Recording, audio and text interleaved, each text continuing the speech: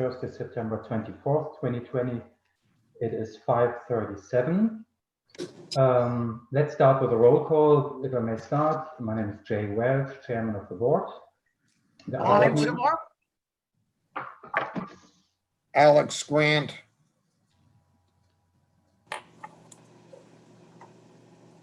Alicia Fusor, Board Member. Okay, members of the public.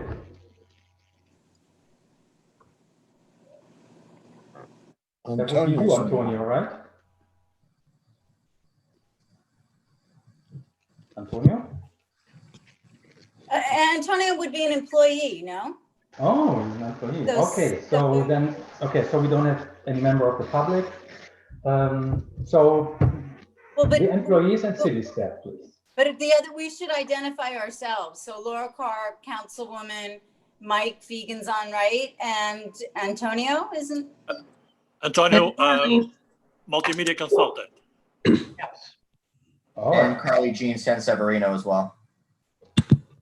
I apologize, guys. I'm having some sound issues, so I only hear bits and pieces of what you're saying. Are we all close enough to the microphone? Can you guys hear me? Yep. Yeah, we can hear you. Okay. All right, so can we move on to item number 3? Are we all good? So let's move on to item number 3. That would be public comment, and I understand there's nobody from the public, so there's probably no public comment. No public comment, and we did not receive any emails regarding the meeting, so we are okay on that. All right, thank you, Mike. So item number 4 would be the discussion regarding current and future video projects. So Antonio, welcome back to this board, even though it's, I almost wanted to say imaginary, but it's virtual, so it's not imaginary. Welcome. So what do you have for us, Antonio? Again, hello everybody. You're a little low on your audio, just so you know. But I think everybody else is pretty good.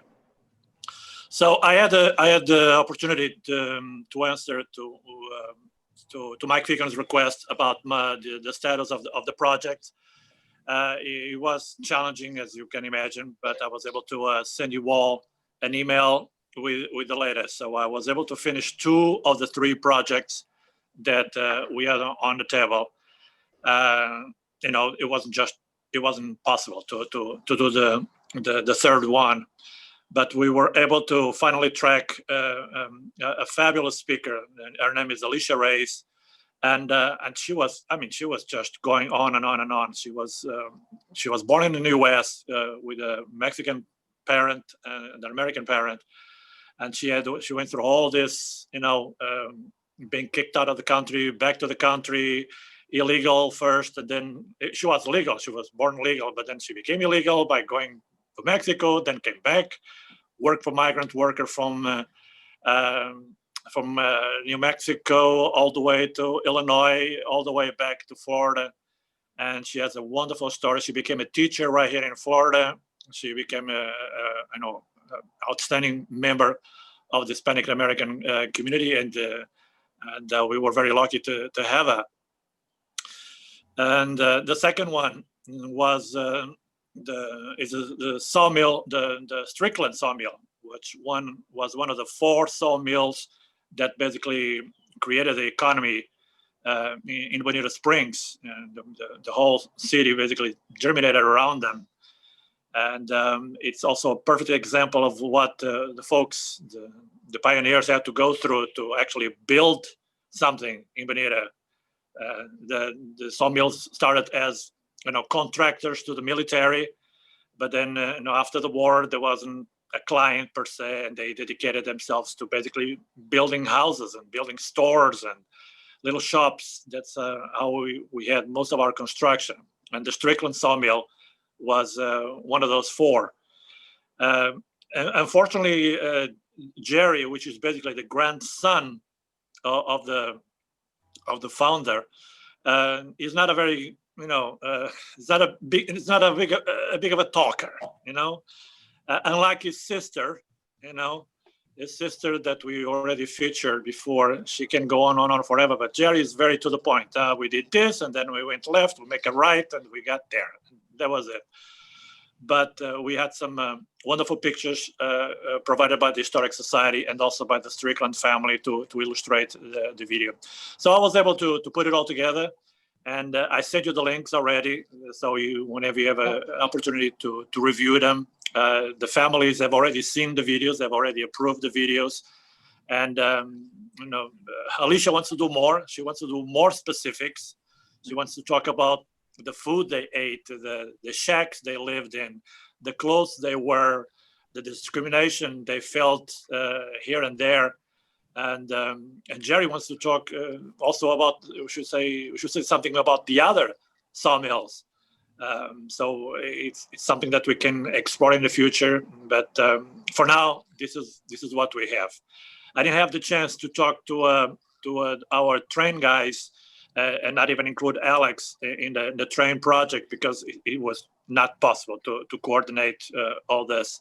But it's still a project that I would like to revisit, the trains, the arrival of the trains and the railroads, the two of them that actually were responsible also for some of our economic development in Bonita. And that's where we are.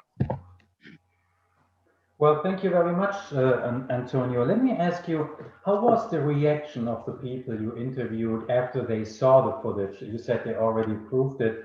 Because I think, these are lay people, and then there's this videographer coming from the city and all that, and you put in all your work and all the time, and then they see it. So I think it's probably like, somebody interviews you on TV and you're on big news or something. What was their reaction? What were they? Well, Yes, I can tell even from the Hogue family, they made actually a party when we did the Hogues. I mean, because he's such a great speaker. I mean, he's so Florida. Basically, that's something that most of us can really relate to it. That they made parties about it. That they call it actually a drinking party. So I'm not even getting into that. But and the Hogues also the Harvards did the same thing. They had it was a small get together. Alicia just told me she had her sisters involved in this because they at first they didn't want to participate. It was just Alicia who wanted to do it and say. But now they saw the video, and they said, well, maybe I should be in the video as well because I also have a story to tell. And she said, absolutely, let's do that. So in general terms, it's more than they thought it would be. Even in the incorporation project, I still have people telling me, you forgot to interview this guy and that guy and that guy. And they're absolutely right, because everybody had a little piece of the puzzle that created the city of Bonita Springs, the incorporation of Bonita Springs.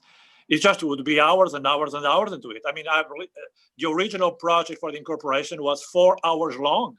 Wow. And there's no way we could put 4 hours into that. A lot of it was, people repeating themselves as well. But and I had to make sure that we would include everybody in that segment, and I think we were successful to that. And they want more. They would say, "Come on, let's do now the city becomes the city, and now what? What's next?" And so, well, okay, we can get there. Just give me some time to gather all the pieces together. So it's a very successful project. I'm very pleased with the reception that we're having from our viewership, from the families that are participating in a project. We just lost, as you know, Frank Lyles. He passed away, which is one of those things that, we are very sad by his passing, but it shows how important to make these pieces while the people are still alive. If we didn't add the piece about the Byron cousins, we wouldn't have had the chance to feature Frank. And now we have something for posterity that shows Frank. Same thing happened with Georgia Horton. 3 months later, after the interview, after the project was finished, Georgia passed away. And these are the things that we are trying to achieve to make sure that these people's voice and image can be preserved for posterity. This is wonderful work, Antonio, and it reminds me of the work that the photographer Brian Teets did when he photographed some icons of Bonita Springs, people who passed away, unfortunately, too. So we have these wonderful images and your work. So thank you very much for conserving this valuable historic information for us. I really thank you for allowing me to do that. I mean, you are the ones financing this idea, and I couldn't do it without the support of the Historic Preservation Board. Well, you're very welcome. Thank you again. And what's your plan in terms of the third one? I understand you finished two. Unfortunately, I didn't have a chance to take a look. I just literally came back 15 minutes, 20 minutes ago. I saw the link, but I didn't have it. I will do, look at them tomorrow. So what's your schedule or your thoughts? And there's no rush, of course, but in terms of the third one in this. Well, I'd like to revisit the trains. I think the trains are still a part of our city, and Alex is such an authority on this one. And we have also the guy who wrote the book, The Trains in Southwest Florida. He lives in Fort Myers. It's also a wonderful resource. And we also have a couple of engineers who work at the Fort Myers Museum. They take over they run the parks. Oh, I missed it. Alex, what's the name of the park? What is it? Lakes Park. Lakes Park. Yeah. Lakes Park is actually Mike Milligan. Yeah, exactly. Mike Milligan. Yeah. Yeah, he told me about the Peace River Bridge, the Charlotte Harbor and Northern. That was went over to join the Seaboard Coastline interchange at Fort Ogden. In the Atlantic, yeah. So they run a little museum. It's a very small museum, but it's very cute. They have their own demos and small, miniature train tracks running around. Right. Say something. It's not as big as Alex. Alex has a whole garage of trains running wild. It's he's just a kid at heart. Oh yes, I mean. You get lost in that space. You just get lost. He has everything. I mean, you can see the train guy moving the trains and the signals, and the little guy is moving. Oh my God, he has everything. I have a question for you, Jay. We're spending a lot of time and energy doing all this fabulous work about discovering the previous Bonita, what it used to be. And I've been thinking, since I've been looking at so many books and maps and whatever, would it be wise of us to look at creating some kind of a map of old Bonita back in the 30s or the 20s and show where those 4 sawmills were? Where's the migrant camp? I don't have a clue. I've been in town 20 years. I have no clue. So would that be something that we could look at doing and use as a springboard? Because there's a lot of things out there that should be documented. They're gone. I think this is a great idea, Bonnie, and maybe if you hold that thought until we get to the next item, basically, when we talk about to promote historic preservation and the brochure that will, you remember we kind of tabled this item because you weren't there at the last meeting, and we really wanted you to be part of this today. So we'll talk about this, and that's another great idea, because like a map where you find all these old locations could be part of that little brochure and makes it even more interesting. So I just made a note, so we'll get to that. Okay. If you're okay with this, if we get to the next item. Antonio, I think when you do the third part, it might be a very good idea to film that at Lakes Park. I'm very familiar with Lakes Park. It's just around the corner. And there's this big, huge original train, of course, that you could have as a background. And they have this cute train ride that they do for Halloween and other occasions. However, they are not going to do these rides now because of COVID, which is a shame for everybody who goes there. But I think that's a great background location to do the third part. So did you have a time window in mind when you want to tackle that, or? I spoke to them already, and I have already the contacts ready to go. It's actually I got some footage as well, but it wasn't just possible. I'm trying not to go to Jacksonville for an interview because a lot of these people are not from around here, a lot of the experts.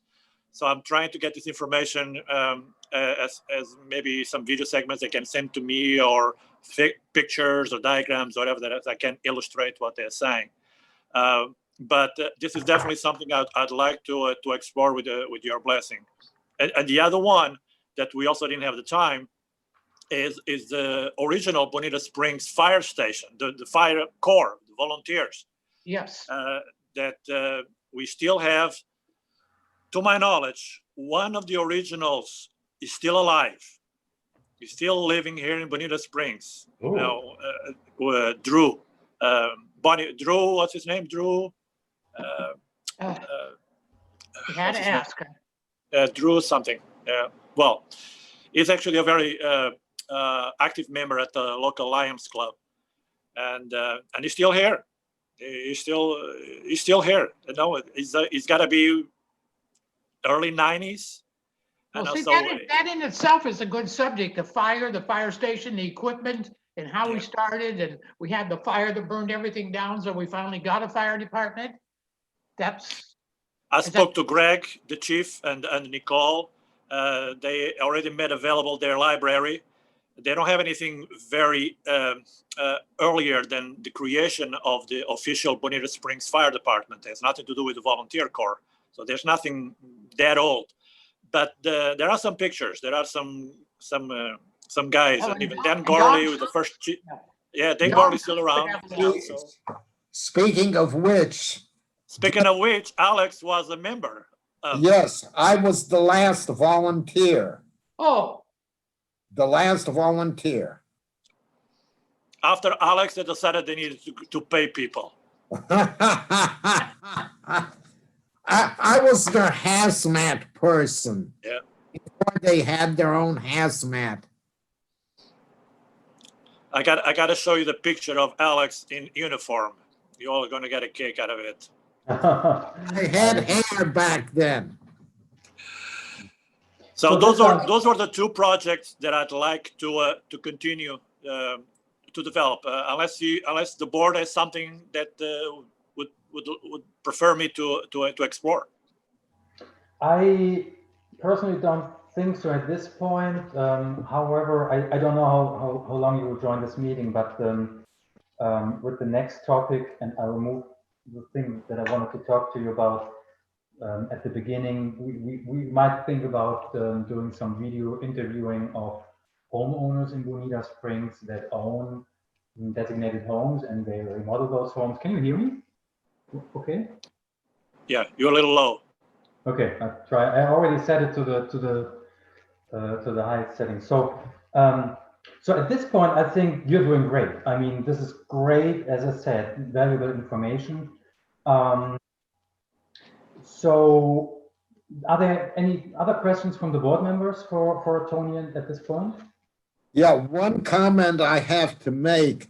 You know, on the Seaboard Airline, there were two trains going through here, two different lines. One was the Atlantic Coast Line.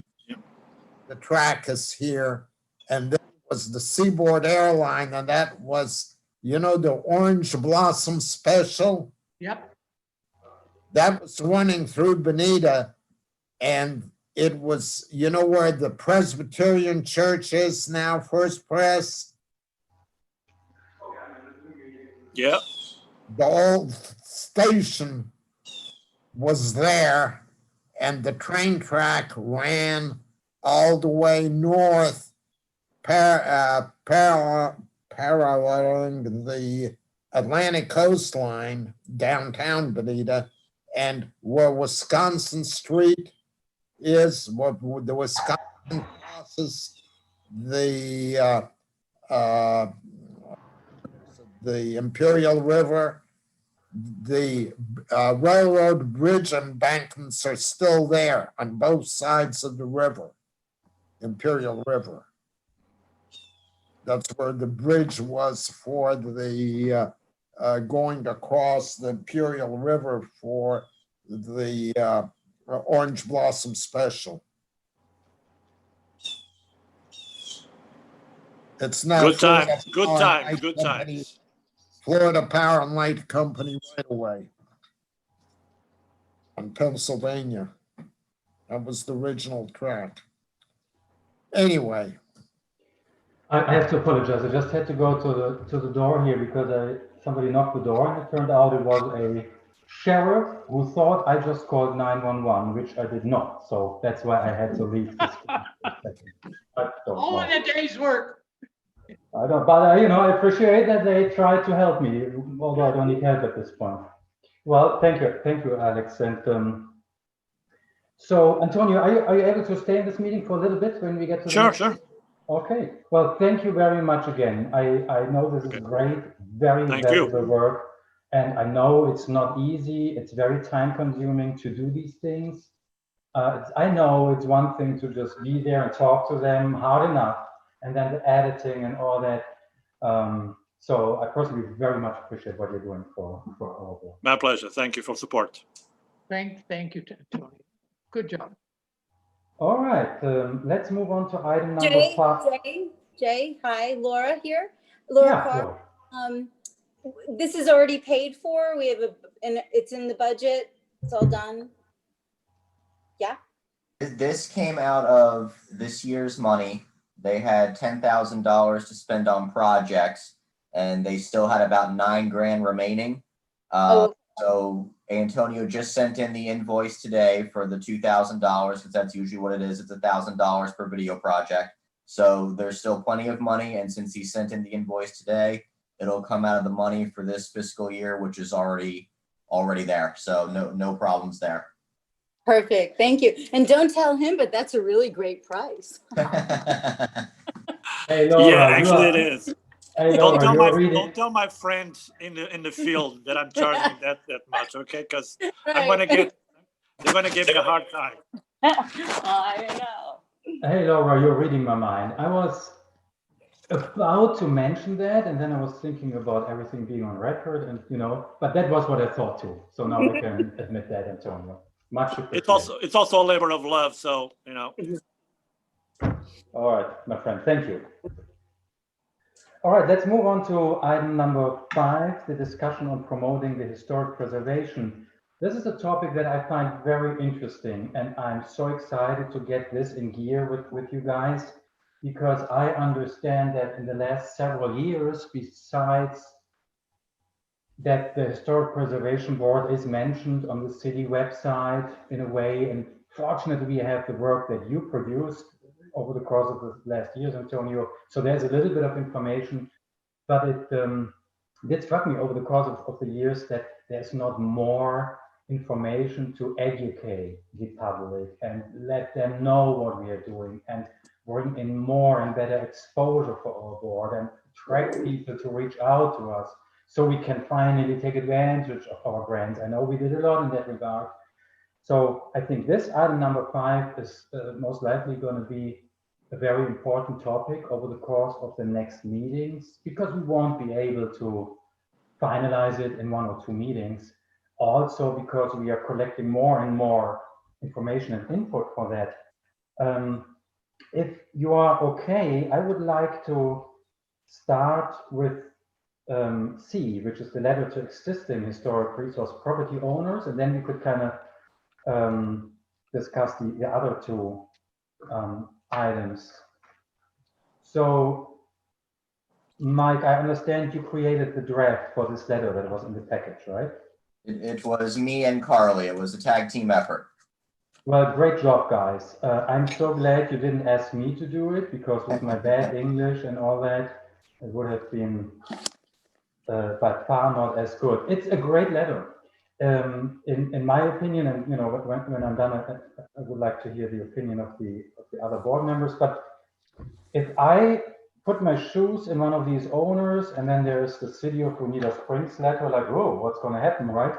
Then I read this very nicely drafted letter or written letter, that makes me feel very good as a homeowner and as a Bonita Springs resident, if I were one of those individuals.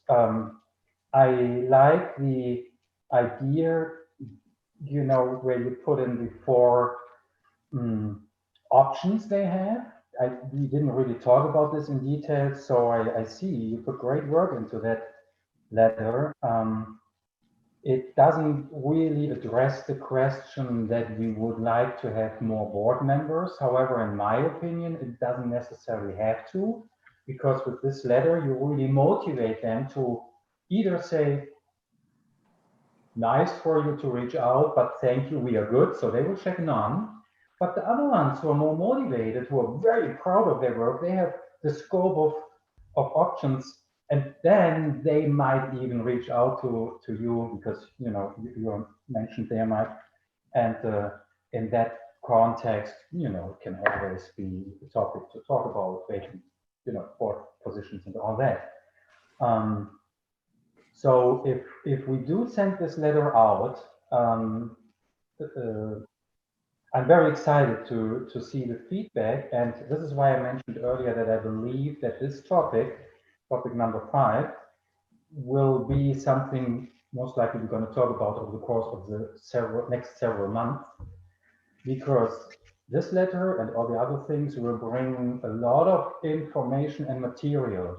How great would it be if we have this PDF brochure and actually be able to include, if they give the consent to that, these little stories about actual true homeowners who took advantage of what we do and who got these grants. And there you see, combined with before and after pictures, what they have done and, you know, what this board has done. So I really like this approach. I think it makes great sense. It's a very professional way to reach out. I personally wouldn't have any comments. It looks good to me. So what do you guys, Bonnie, Alicia, and Alex, think about the way this is phrased and about this approach? Well, at one time, we also talked about, we were in the process of redesigning the plaques that we were putting on these places. Should we integrate something in there to hook them a little more? We're going to put new designation plaques on the properties, and would that be of interest to them? I think that's a good idea. You are right. That was a piece of work that we achieved. That's a good idea to mention that. And yeah, again, it's us to be honest, but that's a great idea because it also shows them we are doing more for them, and here's something exactly. You can have. And it's a hook. You know, you hook them because I did that work for Dallas about getting a new, really old looking type of plaque to put on these buildings or places, and just might be able to tie it in here as possible. That's a great idea. Yeah, we work on something like that. I think the tricky part might be to make sure that it doesn't come across from the perspective of, hey, if you participate, you get a new plaque, otherwise you don't. You know, we don't be that blunt about it. So and we could probably work on the wording a little bit though to try and find something to make it known that, you know, new plaques are on the way, and, you know, this would be a great time when we're doing that for you to showcase your house or your property. So yeah, we could work on something like that.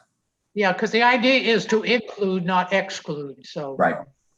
Didn't we have a list at one point of the houses that didn't have their plaque up? I didn't hear that. I didn't hear that either. Didn't we have a list at one point of the houses that did and didn't have their plaque up? I don't know. Didn't Dallas go around, or somebody went around taking pictures? Yes, so my recollection is that project is incomplete. I think Bonnie did some good work on trying to come up with a proposal as well as the design, because we were going to redesign it a little bit and make it look more historical while maintaining that same logo. We did have the list of who needs them. And that's kind of right where we left it off, I think. And that Right. was then the pandemic happened and everything. So I think that project needs to be revisited.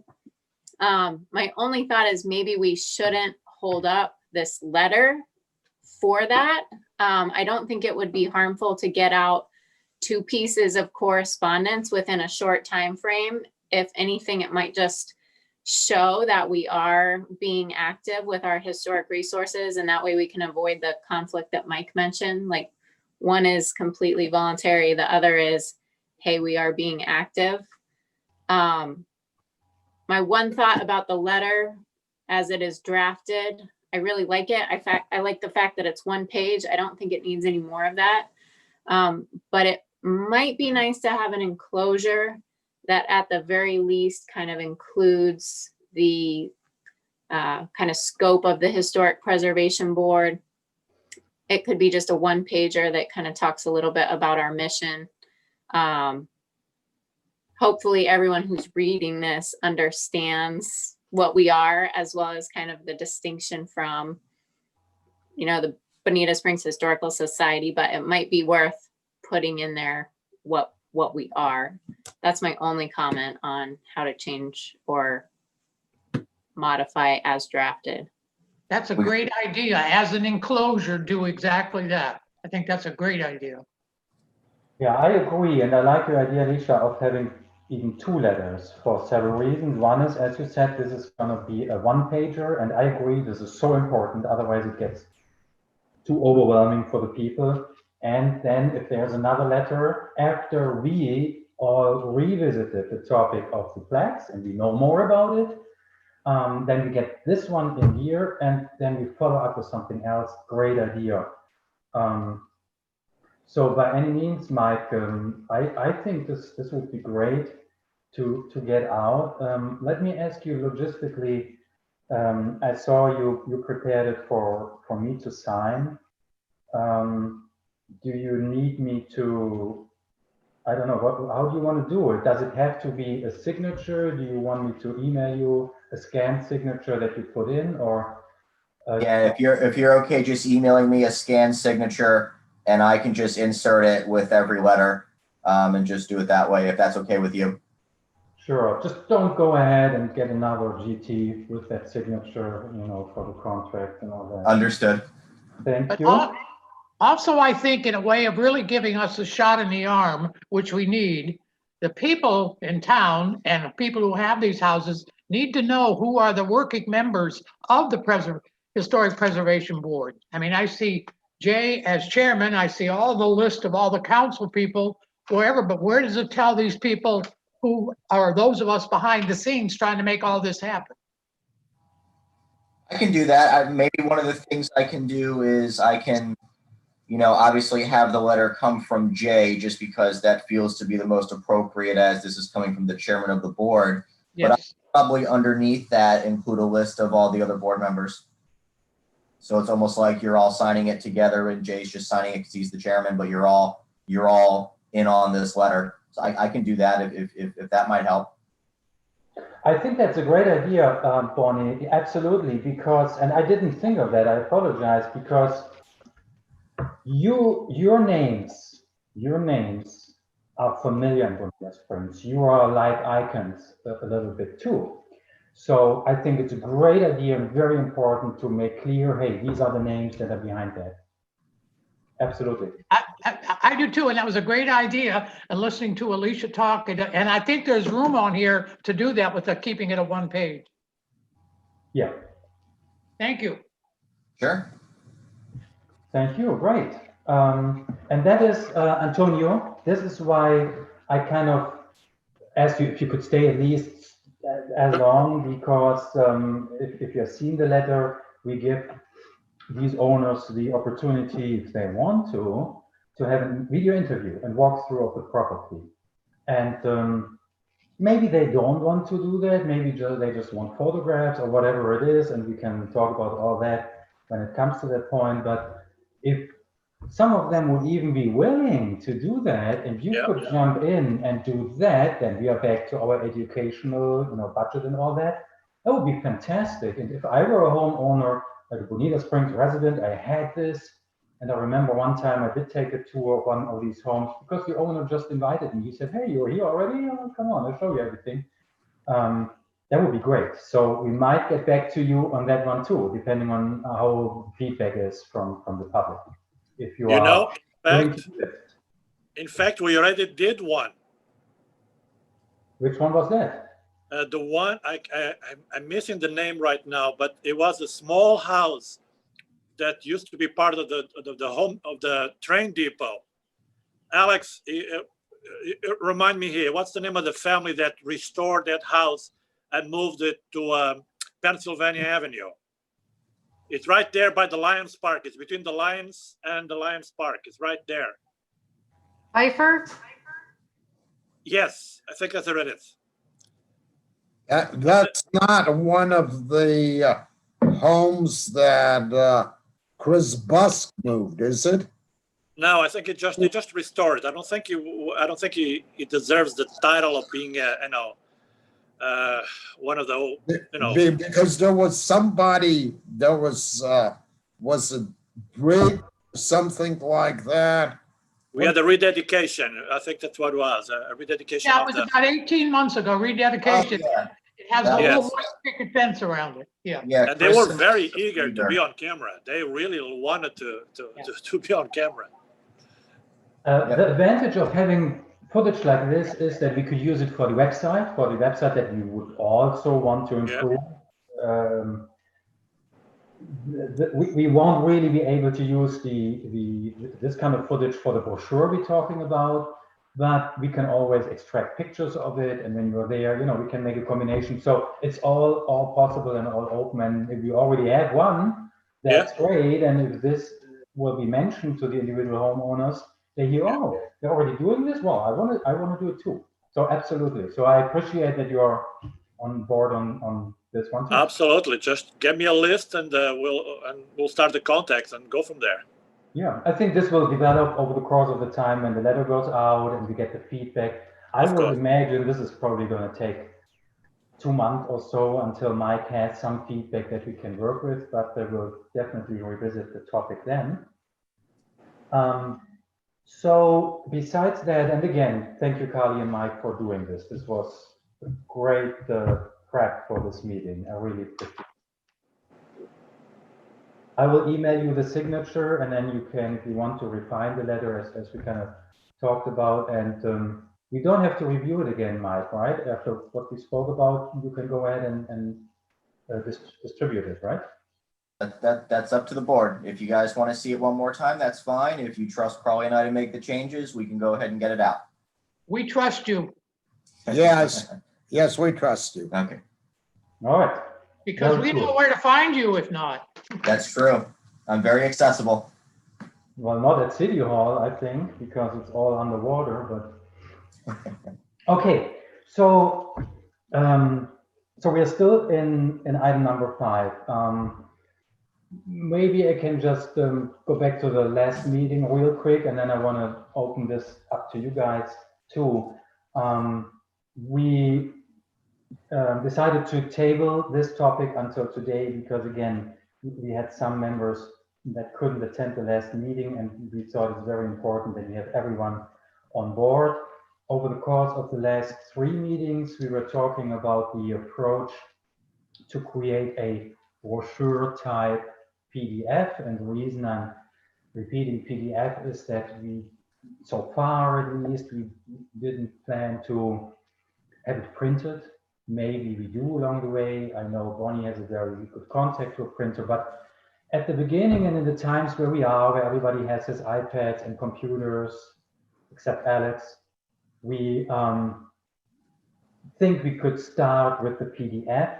And also, we remember we had this very interesting meeting by the Division of Historical Resources, and I understand we are still waiting to get some input or feedback from them in terms of examples how other historic preservation boards in other cities did this. So what we are picturing is to come up with a PDF brochure that would be printable later. I don't know, maybe consisting of 10, 20 pages, that would include a whole variety of things that we are already collecting, like what you threw in, Bonnie, the map.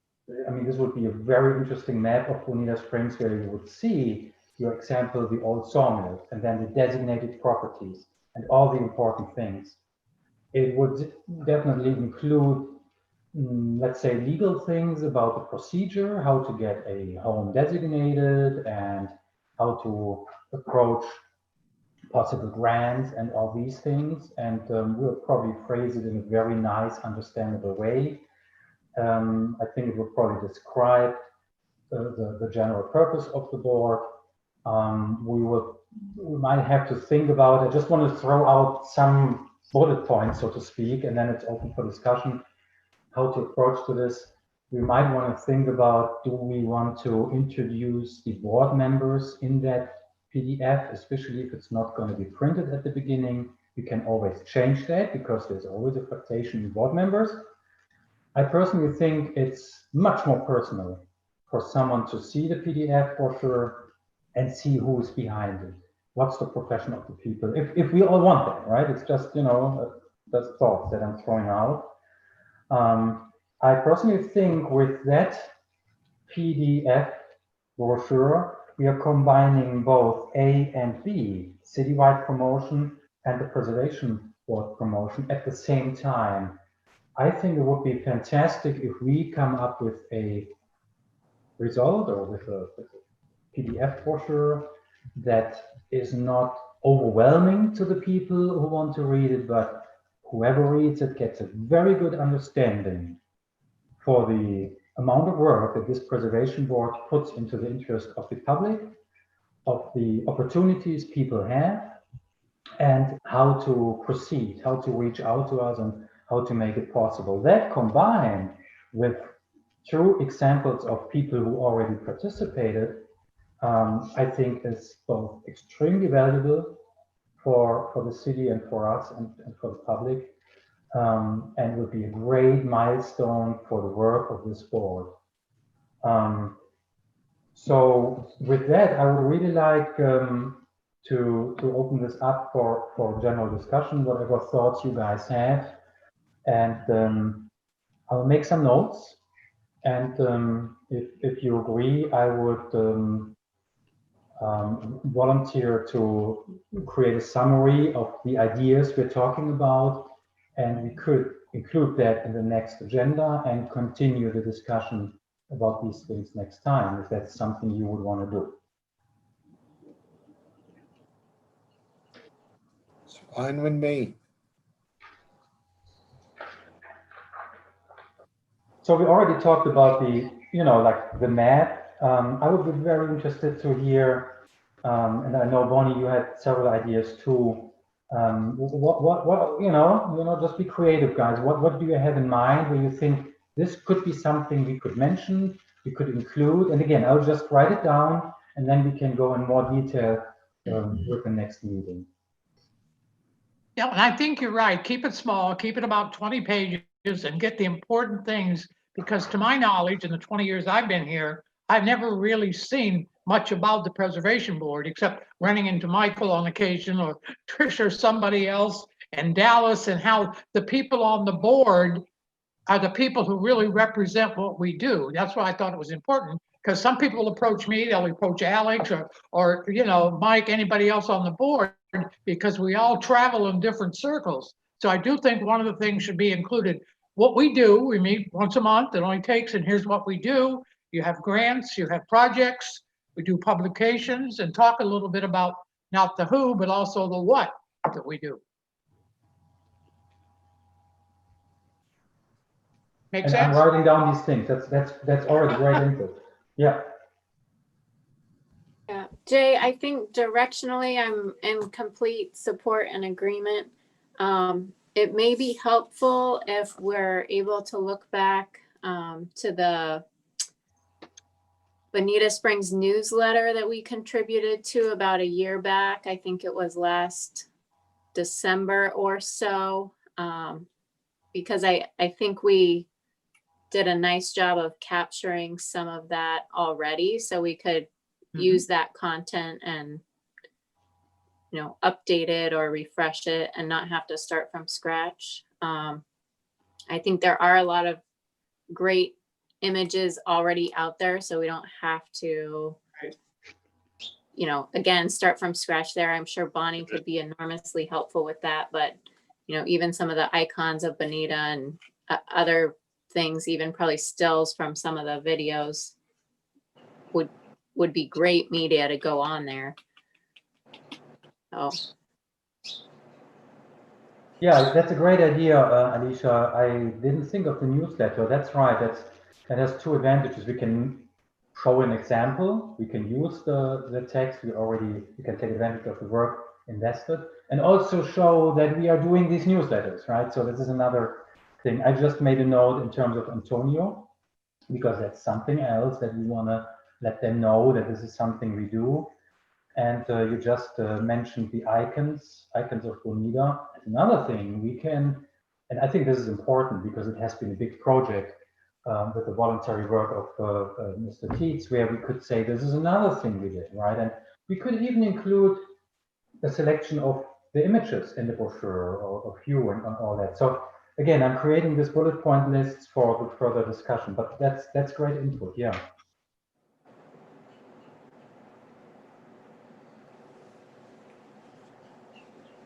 Alex. Yes. Do you have any, and you know, you don't have to at this point, because again, I'm preparing this list for the next meeting.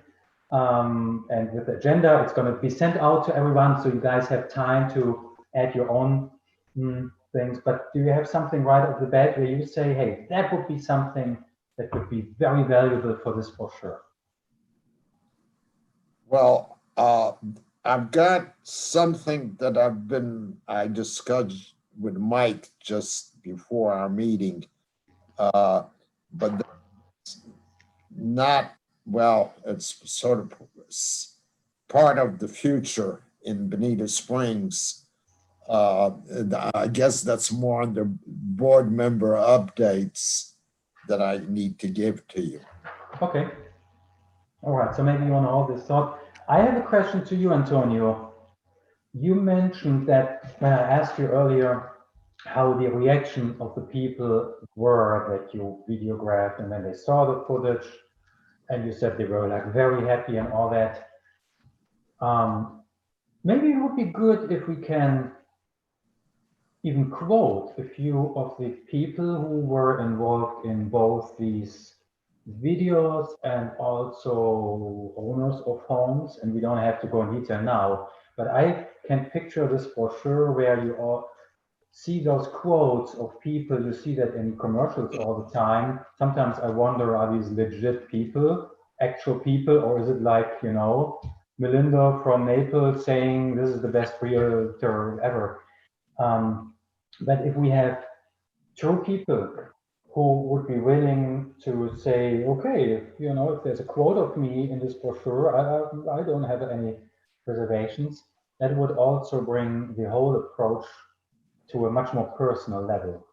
And I think this is what we are talking about. We want to produce something that's nice and friendly to the public, and where they feel encouraged and wow, yes, let's be more proactive and do something. So if you Antonio, if you do have like a few comments where they would say, whatever, I don't want to put words in these people's mouth, but where we could quote them, and if you ask them, hey, would that be okay for you? That could be another thing that could be included along the line.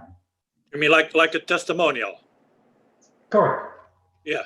I mean, I don't see how they would refuse something like that. I mean, it's they're already so proud to be on camera to begin with. So anything that will make a contribution to promote their family history, I mean, they'll be 100% behind. I agree, and the reason I mentioned this now is whenever it comes to the point where you might go out to certain homes, if the owners reply to the letter and say, yeah, we would like to be on video, we would like to do that, then you could kind of ask them, hey, would it be okay if we put your testimonial in here with your name or not, and what have you. So maybe we want to keep this in mind. It's definitely on my list.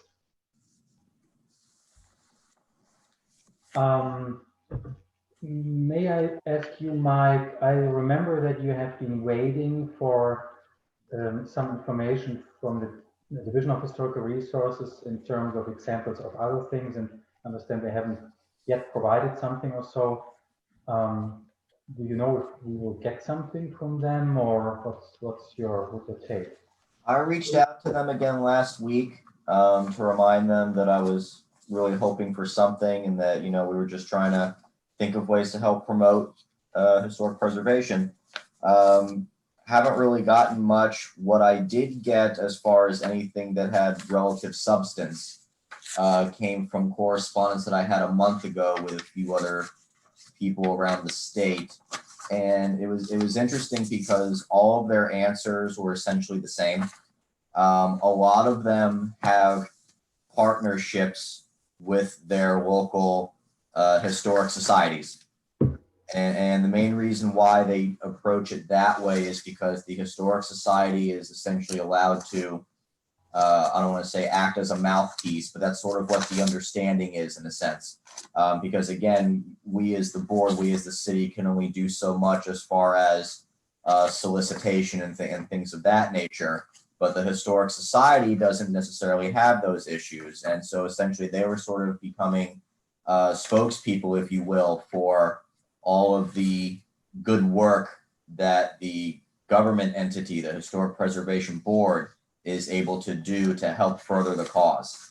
And that's what it seemed. There seemed to be a very strong relationship between a lot of the boards and the local historic societies overall, as far as promoting the same message. As far as anything substantive, meaning, what did you do to accomplish that? A lot of it had to do with, it got a little tricky, and I tried to ask some follow-up questions, and the answers were a little vague. A lot of it had to do with someone either representing the board, or a liaison who represents or can speak for the board was usually attending a lot of the historic society functions on behalf of the board, just to kind of help spread the awareness. And the reason why they did it that way, as opposed to just allowing all the board members to go, was because you kind of avoid the issue of sunshine and things like that. So that's really where the crux of their answers were. We have partnerships with the Historic Society overall, to the point that I think even the Historic Society was posting meeting dates on their website. So in case anybody wanted to go and learn more about what the city is doing for historic preservation, here's their next meeting date. Go find out. There were things like that were being done quite regularly that I found in a lot of the correspondence. Outside of that, I really didn't get anything super concrete. I'm hoping that changes between now and next meeting, but that's what I have so far. Okay, thank you. I even think that you maybe don't have to put in too much of your valuable time, Mike, because we can also just check out how other cities, local cities here, Fort Myers and whatever, do that, and see what kind of brochures or information do they have, and then you can look at them and download them, put them in the agenda or something, and then we have some examples. Because at the end of the day, we want to create our own individual copyrighted brochure, and I think it's more to see some examples and get ideas. We do not want to copy anything, and to come up with our own version of it. So thank you for working on that, but again, don't stress it out, because we can get access to these things from other sources too. I think this is going in the right direction. I already have this page is almost full already with bullet points that will bring us to the next step when we talk again. And I will do two things. I will again create this list with bullet points that I have, and I will send that to you, Mike. maybe you even send it out to the board members when you have it. I can produce this by the beginning of next week, and then everybody has much more time. I think that's even better than including it in the agenda. And everybody has it, 3 full weeks to work with it and just make notes, and then we will be more effective with the next meeting, I think. Sure. And so I will do that, and I will also look for some examples from other cities myself. And if there is something I find, I'll again send that to you, Mike, and then you can see if you want to include it or not, or we can talk about it, what have you. So Sure. I think that's great. I really appreciate that, guys, that we work on this. I think this might be one of the most important things that we did once we have this in place. And my last question was, Bonnie, you mentioned that you have this good contact to the printer, and again, maybe we don't go as far as printing it at the beginning, but do they also create, are they like graphic artists? Let's say we would give them the text information, pictures and ideas and all that. Do you think they would be capable of doing the graphic layout of a nice? Yes, they will do they do everything. They do our brochures, everything laid out. I give them the raw content, they give me a proof, and then they print them. It's all included in the price. Would you be so kind when you have a chance and talk to them? Let's say we are talking about a 20-page letter size PDF brochure. Maybe it's going to be more pages or less, we don't know yet. But let's just say to have a starting point, would you mind reaching out to them and ask them, hey, if we provide the general information and the text, the words, the pictures, how much would you charge our board to come up with graphic work, to design it? Again, we're not talking about printing at this point. I don't know if they even have the idea to volunteer. And I feel like I've just been elected, but I'll do that. My question to you is, are we looking at something like a 5x7? Or are you looking at a 3-page folder? What are we asking for? If it's a booklet. This is, that's all open. Everybody can, in my opinion, it would basically be like a letter size brochure, because that's very easy. If we have it in this layout, horizontal, it's very easy for people to see that on the screen, because all screens are horizontal. And it will be very easy in terms of eventually printing it if we want to do that, because it's letter size. That was my thought, but I don't know what you guys think. Well, there is another gal in town who does really, really good paste up layout, all that kind of stuff, takes all those, and her name is Bev Lalonde, and she's very reasonable. We use her a lot with the Historical Society for doing just that. She's very talented, works by herself at home. I could contact her as well. That's great, and I would appreciate that for 2 reasons. Then we have 2 numbers. And again, I mean, as we were very lucky in the past with professionals who volunteered their time, speaking of Mr. Teets and others, who knows? Maybe they say, okay, we would really appreciate to be mentioned, but this has happened with the support of. Right, and you want this in a PDF format, which can be printed. Okay. That's I think that's what we talked about in the past. So then, with the combination of the bullet point list and maybe some examples that we all find from other cities, and then we'll have some good material for the next meeting for that agenda item. You think so too?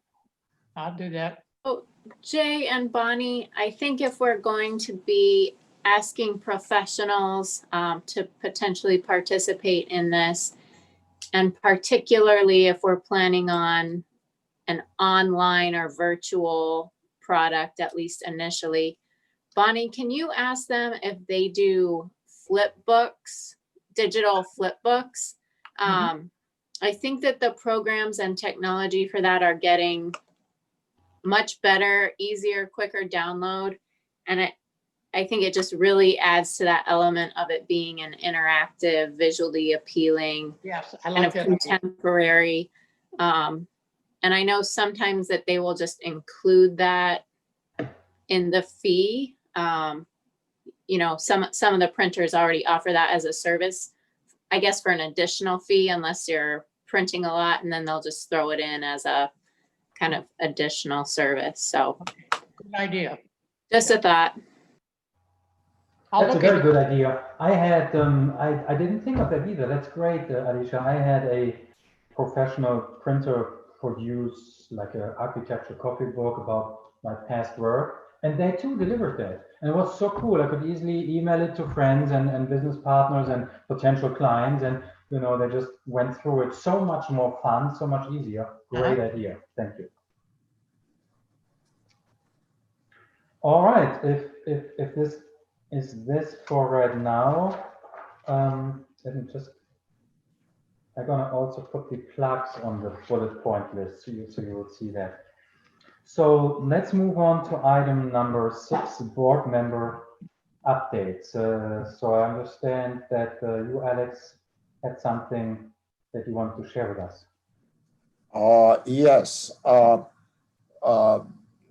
Yesterday, I think, I was in touch on a member of the Rail Passenger Association in the United States, and been there for a while.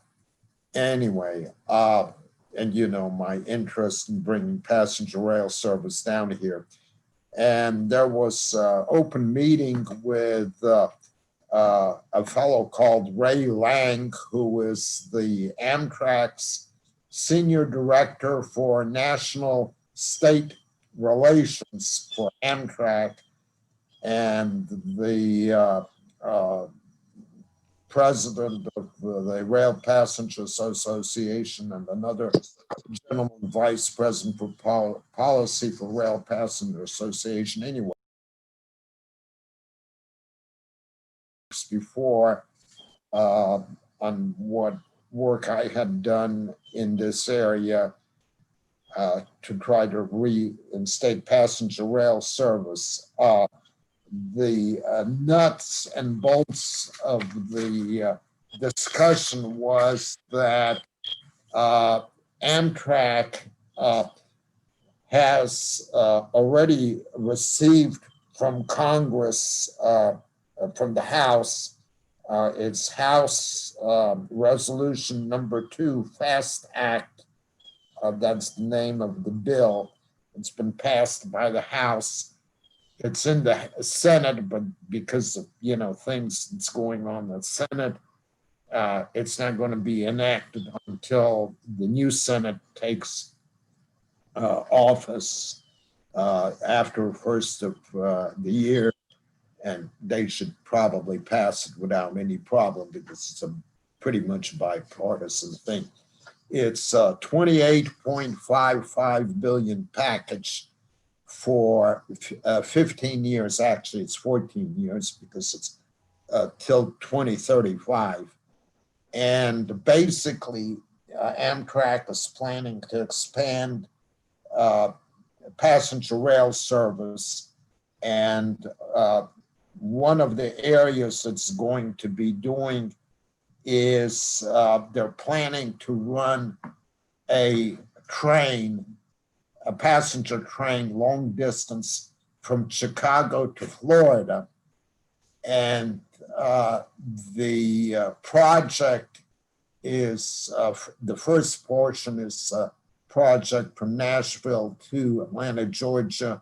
And then they're going to connect up with the line there, Chicago to Atlanta and Atlanta to Florida. And the Amtrak project for completion within the next 15 years, so 14 years, is to have a regional rail segment operating from Tampa to the Fort Myers, Naples area. And I'm assuming they're going to be using existing track work some new track work, etc. But the thing is, the federal government will pay 100%. That's 100% of the cost of any track work, new track work or refurbishing of track work, any new passenger rail stations, and any new locomotives and sleeping cars, coaches, etc. All that would be included on Amtrak's dime. In other words, Lee County or City of Bonita wouldn't have to pay a cent for it. So that's the situation. That would be a daily service. That's 7 days a week. And I am assuming from what I have seen, it would be from Tampa going south through Sarasota, where there's rail track. Now they'll have to put new rail track from Sarasota to Northport, and then cross over across the Peace River, not Northport, but going up using the old Charlotte Harbor Northern right-of-way. And there's a bridge across the Peace River where it's more narrow than between,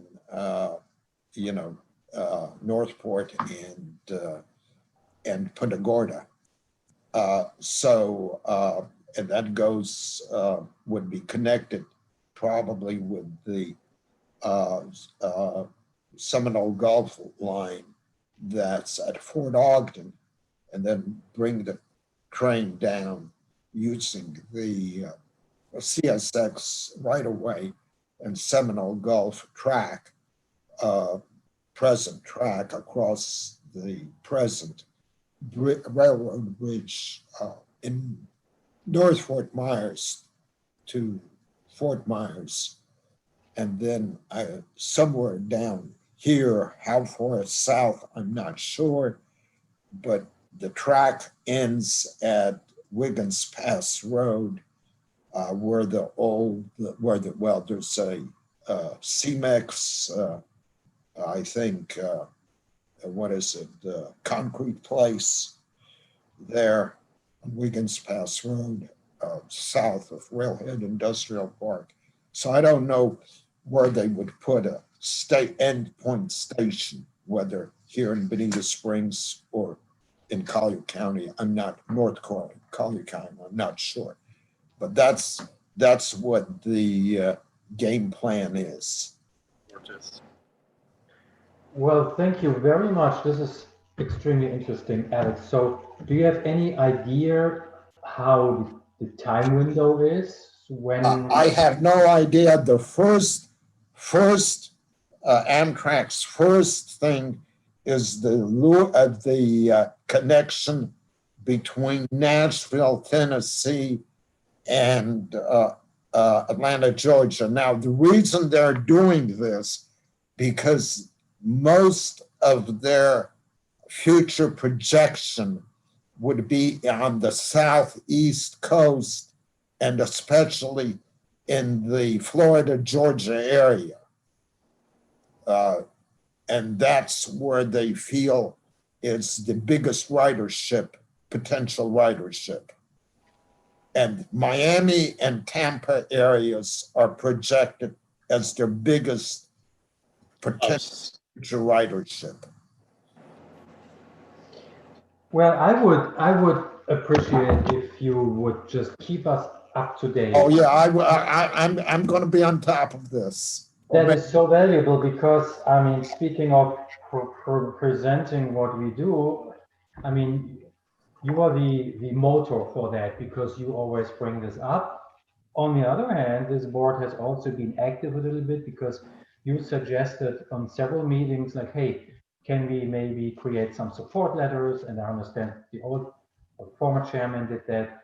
I also, as you guys know, it was in the package 2 meetings ago, I think, sent out a letter to the individual who was in charge. So I think this is great to mention that this board, motivated by you as a board member, and now we're working on this, is even interested to possibly if we can support this. I mean, who does these things, right? Well, and then I want to present that to the new city council after the first of the year and after this bill is passed into law. It's what they're planning is Amtrak is going to invest $5 billion per year for 5 years. And they have a total of $28.55 billion. That's what their funding will be from the federal government for this. But that's nationwide. And here's something else. And I mean, we never know what happens, right? But yeah, who knows, and I want to keep this real brief, who knows how COVID-19 or other things like that will develop over the course of the next years, influencing the travel habits of people. Right. And it's so much easier for a train to create the separation of spaces. This is what it boils down to, especially they build new cars and all that. And it's so much cheaper to have these security measurements in trains as opposed to airplanes. This is I thought about that until last winter when this all came out. And as we all know, the flight industry is still suffering. Just this morning, I read a lengthy article about the international impact. And as we all know, it's going to take a very long time, if at all, they will be able to go back to what they used to do. So this is another little puzzle piece that supports that. And because it's from Chicago area, from the Midwest, because they want to connect the Midwest to Florida, Amtrak does. And basically, if you're going to running these trains for such a distance, you probably have a lot of these cars as sleeping cars. In other words, you'd have individual sleeping compartments, sort of like a little motel on the train, right? Because absolutely, I use those sleeping cars. It's going to be more than a 24-hour trip between Chicago and Naples, right? By train. And it's so comfortable. I had numerous trips in sleeping cars, long time sleeping, trips, and it was so comfortable.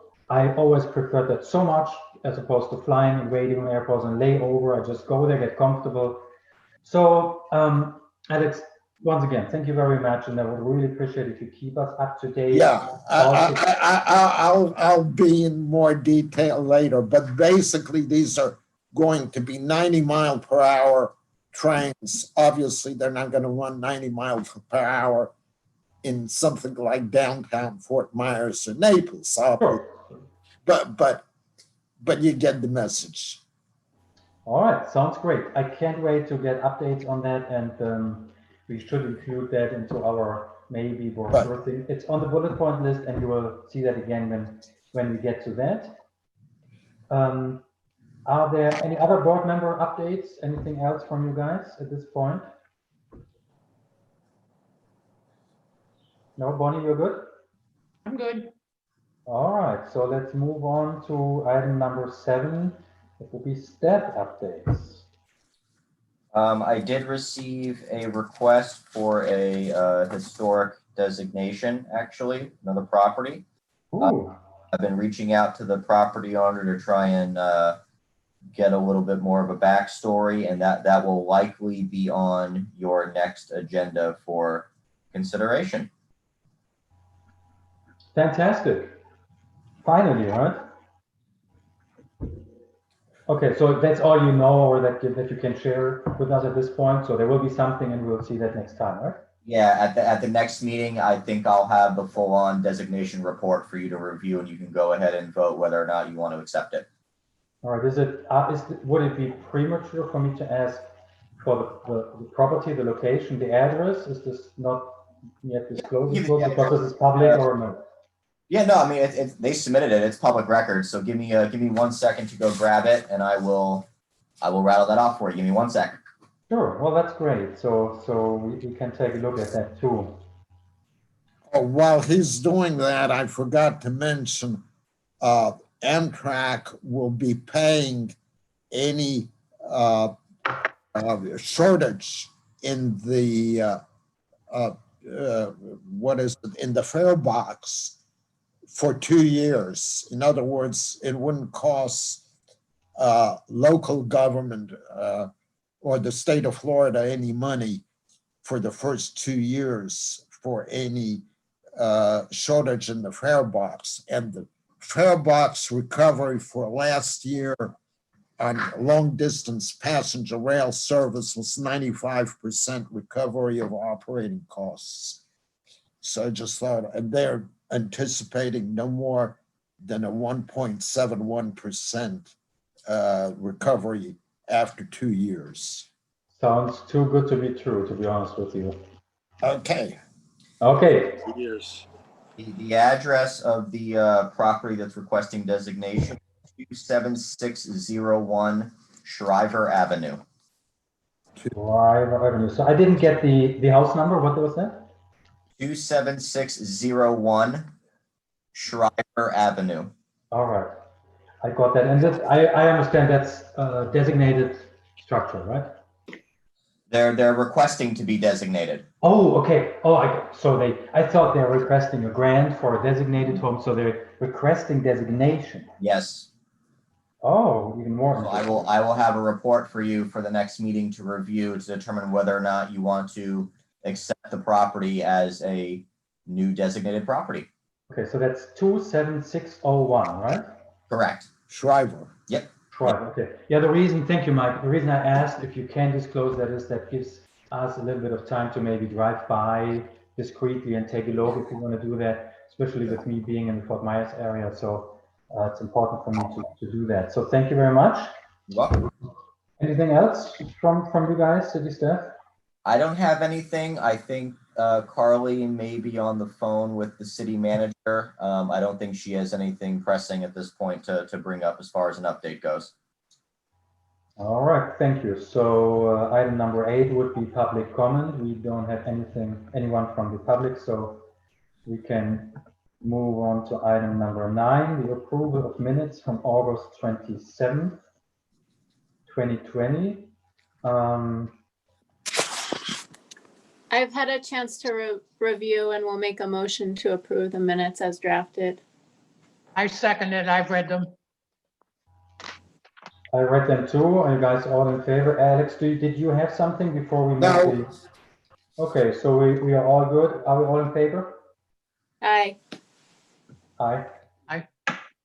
All right. So the minutes from August 27th, 2020 are approved as they are in the package. Thank you, guys. So item number 10, in terms of the next meeting date, which is suggested for October 29th, 2020. I would be available, most likely. There might be a business trip coming up for me to Europe sometime in October, I don't know, and I will either be able to join the meeting from there, which works with the time shift because they're 6 hours away, so I'll just stay up late, or I have this great vice chair. So I'm fine with the date. How about you guys? Before you adjourn, I have one question for Michael. Sure. So Michael, are you? Hold on the thought. We were still at the date. Are we all good with October the 29th? Yes. Yes. Yes. All right, so October the 29th it is. Yeah, go ahead, Bonnie. Michael, are you going to follow up with Mr. Messino, or are you and I going to do that together? I can follow up with him. That's not a problem. Yeah, please, because he was very excited. He's called me again. Yeah, I think what I might do first, Bonnie, is maybe either tomorrow or Monday, maybe you and I have a quick conversation so you can catch me up on what it was you two discussed. And then Yes. I can reach back out to him. Okay, thank you. All right, thank you guys. This, oh, now I see Laura. There you go. Hello. There's Laura. So thank you guys. I think this was a very good meeting and I appreciate you all taking the time to do that and to appear and tackle the technical ways to do that. Thank you, Antonio, for joining this meeting today. My pleasure. For your great work. So do I hear a motion to adjourn? I'll make a motion to adjourn. Second. Good night, everyone. Stay Good night, everybody. Bye. Thank you, safe. guys. So just for the record, the meeting is closed at 6:58. Thank you very much. Thank Bye, you, everybody. Okay. Take care. Have a good night, guys. You too. Good.